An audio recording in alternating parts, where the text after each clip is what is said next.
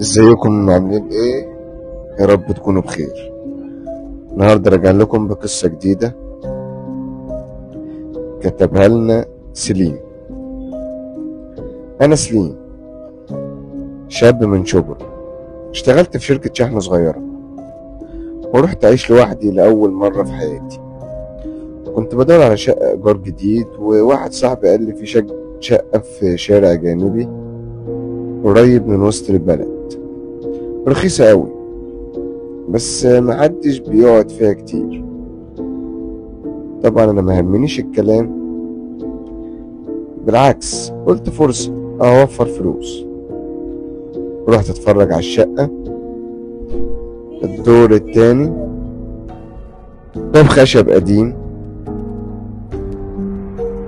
بس المنظر العام مفيهوش حاجة تخوف.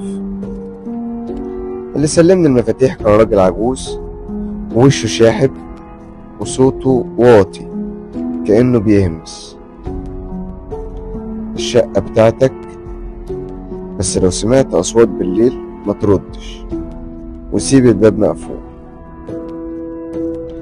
ضحكت وفكرت انه بيهزر او بيحاول يخوفني، بس يا ريتني سمعت كلام.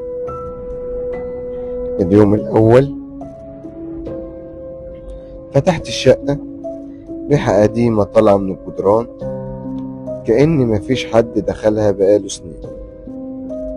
دخلت أوضتي، فتحت الشباك، لقيت الجيران بيبصولي من فوق كأنهم شايفين عفريت ولا حاجة. واحدة ست قالت لي من شباكها: ما تقعدش هنا، البيت ده مسكون. طبعا انا ضحكت وقلت انتوا الناس اللي بتحب التهويل عادي يعني. بس بالليل الساعة كانت 2:30 تقريبا، صحيت على صوت خطوات جاية من الصالة. قمت فتحت الباب، مفيش حاجة. رجعت تاني انام، لقيت صوت باب الحمام بيتفتح ببطء. دخلت اشوف، لقيت البانيو مبلول وانا اصلا ما استخدمتوش. عدى اليوم ونمت من التعب الحقيقة.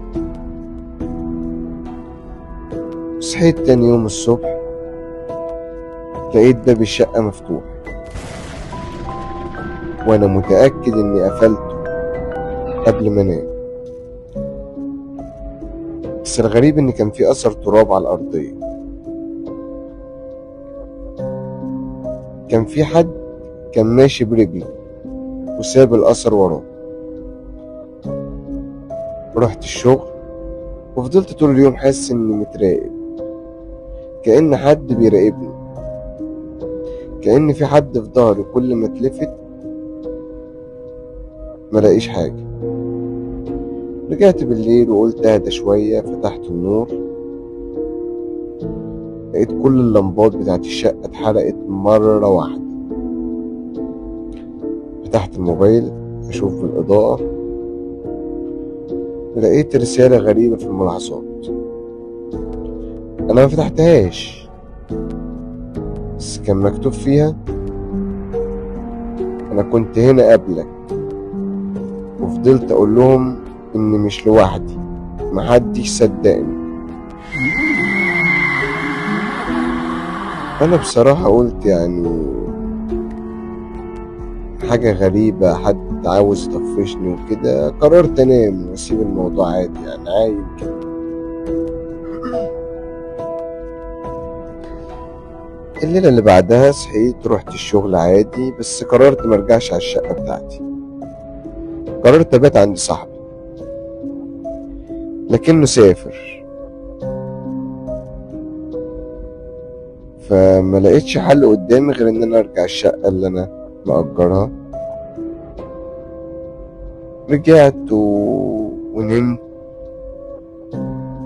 وانا نايم سمعت صوت بنت صغيرة بتضحك في الأوضة اللي جنبي. قمت مفزوع، فتحت الباب،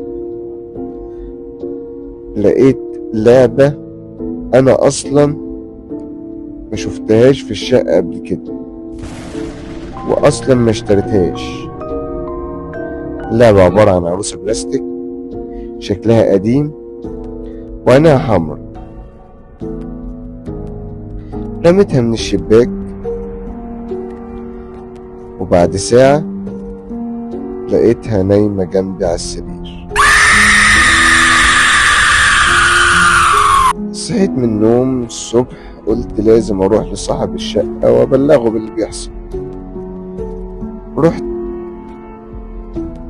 للراجل اللي سلمني المفاتيح، قلت له في حاجة غلط في الشقة، انا مش لوحدي. بصلي وقال لي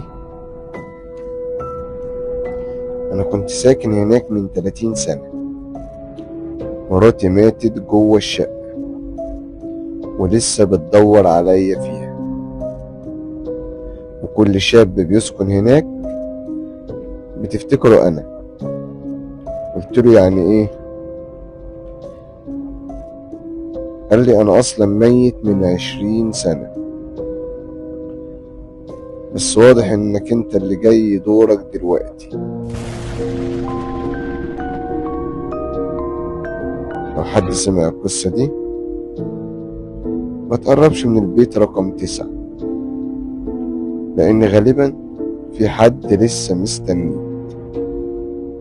لو عجبتكم القصة ما تنساش تعملوا لايك وسبسكرايب، وتقولوا لنا محتاجين نتكلم عن ايه القصة اللي جاية.